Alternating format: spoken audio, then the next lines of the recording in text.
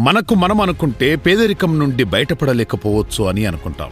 Kerala lottery ticket అంటే కూడా తెలియని కొండ కోన చెట్టు పుట్టను నమ్ముకుని అరకులోయలో ఉండే 3,66,000 మంది గిరిజనులందరూ కలిసికట్టుగా పేదరికం నుండి బయటపడగలరా? కానీ సాధ్యమైంది. ఒక కల మొలకెత్తింది. అది అరకు కాఫీ కథ. ఒకప్పుడు పేదరికం నుంచి బయటపడలేని గిరిజనులు ఇప్పుడు ప్రపంచానికే తమ రుచిని చూపిస్తున్నారు. దాని వెనక ఇద్దరు మనసున్న మహోన్నతులు ఉన్నారు. అందులో ఒకరు doctor Anji Reddy. Doctor Reddy's laboratories స్థాపకుడు. హైదరాబాదులో ఐటీకి ముందు ఫార్మాలో రెడ్డి ల్యాబ్స్ అభివృద్ధి గమనించిన అప్పటి ఉమ్మడి రాష్ట్ర సీఎం చంద్రబాబు తనకు తాను సీఈఓ ఆఫ్ ఆంధ్రప్రదేశ్ గా ప్రకటించుకొని ప్రభుత్వాన్ని కూడా ఆ సంస్థ అభివృద్ధితో పోటీ పడాలి అని పిలుపునిచ్చారు. దేశం మీడియా అంతా ఆశ్చర్యపోయింది. ఒక ప్రభుత్వం అంతర్జాతీయ స్థాయి వ్యాపార సంస్థ అభివృద్ధి రేటుతో పోటీ పడగలదా అని. ప్రైవేటు కంపెనీకి ధీటుగా ప్రభుత్వం పనిచేయాలనే సవాలది. 1998లో సీఎం ఆహ్వానం సలహా మేరకు నామ్దీ ఫౌండేషన్ బోర్డు చైర్మన్ గా డాక్టర్ రెడ్డి అంగీకరించడంతో నూతన అధ్యాయం ప్రారంభమైంది. దూరదృష్టి గల సీఈఓ చంద్రబాబు అవసరాన్ని గుర్తించి లాభాపేక్ష రహిత సంస్థగా నామ్దీ ఫౌండేషన్ ను తీర్చిదిద్దారు అంజిరెడ్డి గారు. చంద్రబాబు నాయుడి కళ అంజిరెడ్డి గారి నామ్దీ నాటిన కాఫీ ప్రపంచానికి అరకు మిరాకిల్గా తీర్చిదిద్దారు.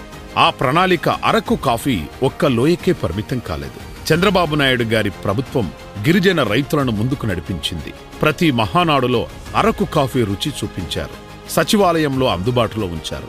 కేంద్ర మంత్రులకు బహుమతిగా ఇచ్చి అరకు కాఫీ పేరు దేశమంతా వినిపించారు. కట్ చేస్తే అందాల ఫ్యాషన్ ప్రపంచం అరకు కాఫీ తాగడం ప్యాషన్ అయింది. గిరిజనుల కష్టం ప్రపంచం గొంతులో కమ్మటి అరకు కాఫీ ఆస్వాదనగా మారింది. గడిచిన 2024లో అరకు కాఫీది భారతదేశ కాఫీ ఎగుమతుల్లో కీలక పాత్ర. అరకు కాఫీ ఇప్పుడు ప్రపంచం మెచ్చే రుచి. ప్యారిస్లో, ఢిల్లీలో ప్రతి గొంతులో అరకు కాఫీ వాసన. ప్రపంచవ్యాప్తంగా దాని రుచి చూసి అరకు కాఫీకి 100లో 91 మార్కులిచ్చారు.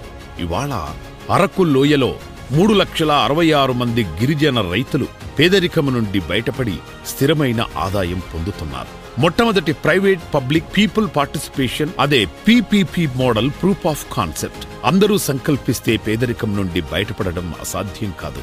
ప్రతి నెలా పెన్షన్ ఇచ్చే రోజు చంద్రబాబు ఒక పేద కుటుంబం ఇంటికి వెళుతున్నారు. వారి జీవితాలు మారిపోతున్నాయి. మనలో ఆలోచనలు రేకెత్తిస్తున్నారు. మనం కూడా మార్పు కోసం కృషి చేద్దాం. మనం కూడా మన గ్రామాలను, మన రాష్ట్రాన్ని అభివృద్ధి చేద్దాం.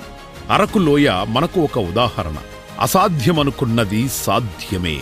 స్వర్ణాంధ్ర 2047 సాధ్యమే.